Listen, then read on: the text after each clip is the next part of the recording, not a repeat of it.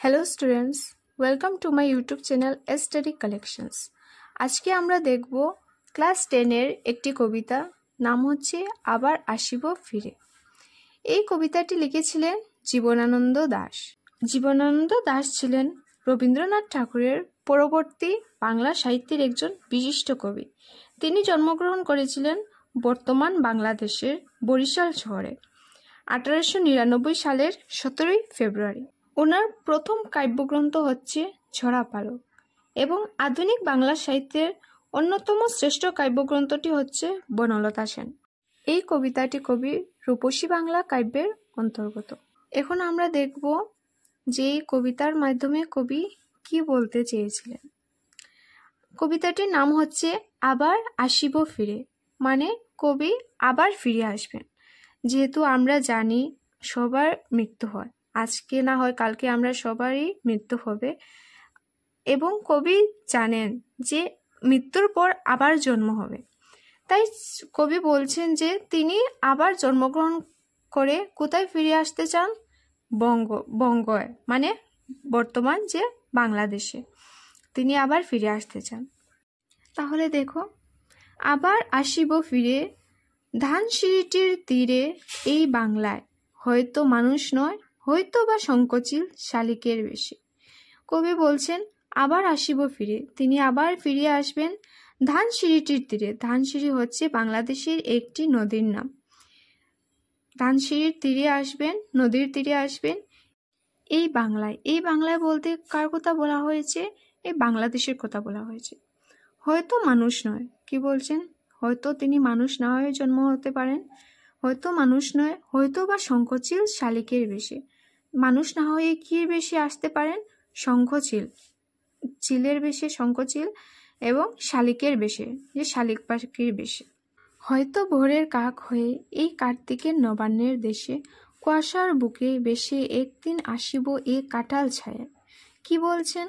হয়তো ভোরের, যে ভোরবেলার কাক হয়ে আসবেন এই কার্তিক মাসের নবান্নের দেশে, বা কুয়াশার বুকে ভেসে একদিন আসিব এ কাঁঠাল ছায়া। কি বলছেন? কুয়াশা, আমরা জানি সকাল ভোরবেলায় কি হয়? কুয়াশা হয়। কুয়াশার বুকে ভেসে একদিন আসিব এ কাঁঠাল ছায়া, মানে কাঁঠাল গাছের ছায়ার মধ্যে আসবেন। হয়তো বা হাঁস হব কিশোরীর ঘুঙ্গুর রহিবে লাল পায়। কি বলছেন? হয়তো হাঁস হয়ে আসবেন বা কিশোরীর ঘুঙ্গুর রহিবে লাল পায়। যে কিশোরী মানে হচ্ছে একটি ছোট মেয়ে, কিশোরীর পায়ে কি থাকবে? লাল পায়ে ঘুঙ্গুর। ঘুঙ্গুর বলতে নূপুরের কথা বলা হয়েছে। সারাদিন কেটে যাবে কলমির গন্ধ ভরা জলে ভেসে ভেসে। কি বলছেন? সারাদিন কিভাবে কেটে যাবে? কলমি আমরা জানি জলের মধ্যে, পুকুরের মধ্যে দেখবে এক ধরনের শাক হয়, ফুলও ধরে, এটি কি বলে? কলমির গন্ধ ভরা জলে ভেসে ভেসে। কি সাঁতার হয়ে যখন উনি জন্ম নেবেন তখন জলের মধ্যে ভেসে ভেসে যে কলমির গন্ধ থাকে সেইভাবে ওনার কেটে যাবে। আবার আসিব আমি বাংলার নদী মাঠ ক্ষেত ভালোবেসে। তিনি কি বলছেন? তিনি আবার আসবেন এই বাংলার যে বাংলাদেশের নদী মাঠ ক্ষেত ভালোবেসে। জলাঙ্গির ঢেউয়ে ভেজা বাংলার এ সবুজ করুণ ডাঙ্গায়, হয়তো দেখিবে চেয়ে সুদর্শন উড়িতেছে সন্ধ্যার বাতাসে। তিনি কি বলছেন?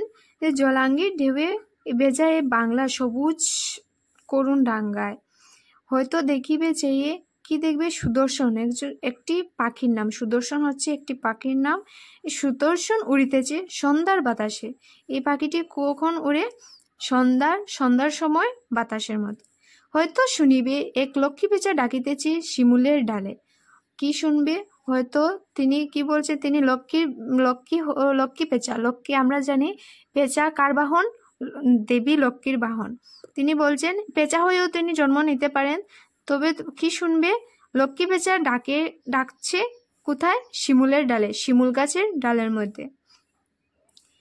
হয়তো খইয়ের ধান ছড়াতেছে শিশু এক উঠানের ঘাসে। হয়তো কি হবে? আমরা খই জানি, আমরা ধান থেকে আমরা কি বানাই? খই। তো খইয়ের ধান ছড়াতেছে শিশু এক উঠানের ঘাসে। একটি শিশু কি উঠানের মধ্যে ঘাসের মধ্যে কি করছে? খইয়ের দান ছড়াচ্ছে। রূপসার ঘোলা জলে হয়তো কিশোর এক সাদা ছেঁড়া পালে। ডিঙ্গা বায় রাঙ্গা মেঘ সাতরায়ে অন্ধকারে আসিতেছে নীড়ে।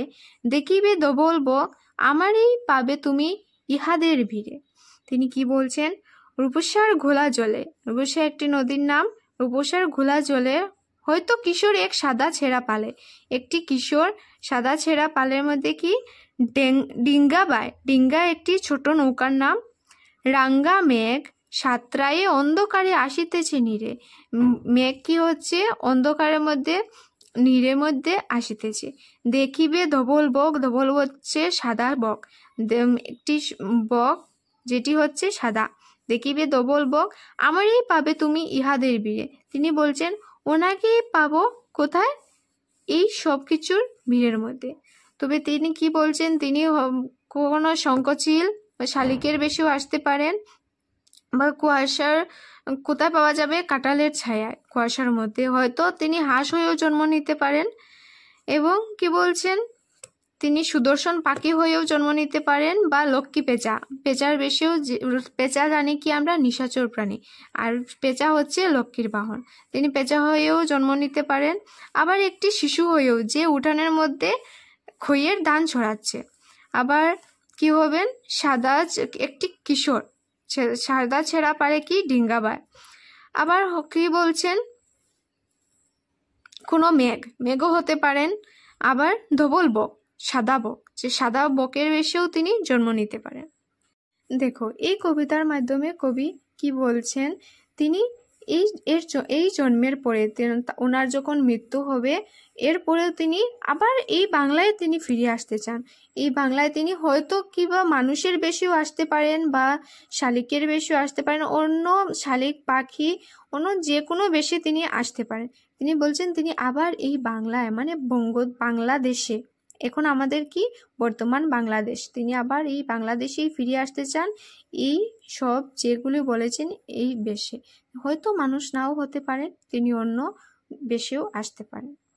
তিনি বলছেন যে এই জন্মের পর যে পরজন্ম হবে, তিনি সেই এই বঙ্গদেশেই, বাংলাদেশেই জন্ম নিতে চান। হয়তো বা তিনি বলছেন মানুষ রূপে না জন্ম হয়েও তিনি কোনো প্রাণী রূপেও এই বাংলাদেশেই জন্ম নেবেন। এই কবিতার মাধ্যমে কবি নিজের দেশের প্রতি যে একটি ভালোবাসা, নিজের আত্মত্যাগ, তাই প্রকাশ পেয়েছে। এবং বাংলাদেশের যে সৌন্দর্য, যে প্রকৃতির সৌন্দর্য, তাই এই কবিতার মাধ্যমে ভেসে উঠেছে। এই কবিতার মাধ্যমে বোঝা যায় কবি কতটুকু প্রকৃতির প্রেমী ছিলেন এবং দেশভক্ত ছিলেন। তিনি চান না অন্য কোনো জায়গায় জন্ম নিতে, তিনি চান নিজের এই জন্মভূমি, মাতৃভূমিতেই জন্ম নিতে। আজকের জন্য এতটুকুই থাক। পরবর্তীতে আমি তোমাদের জন্য কিছু কোয়েশ্চেন আনসার নিয়ে আসব। এবং আমার চ্যানেলটি যদি সাবস্ক্রাইব করোনি এখনও, তাহলে সাবস্ক্রাইব করে নাও এবং নিজের বন্ধুদের সাথে শেয়ার করে দাও। আর যদি ভালো লেগে থাকে ভিডিওটি, তোমরা বুঝে থাকো, তোমাদের কোনো হেল্প হয়ে থাকে, তাহলে ভিডিওটি লাইক করে দাও।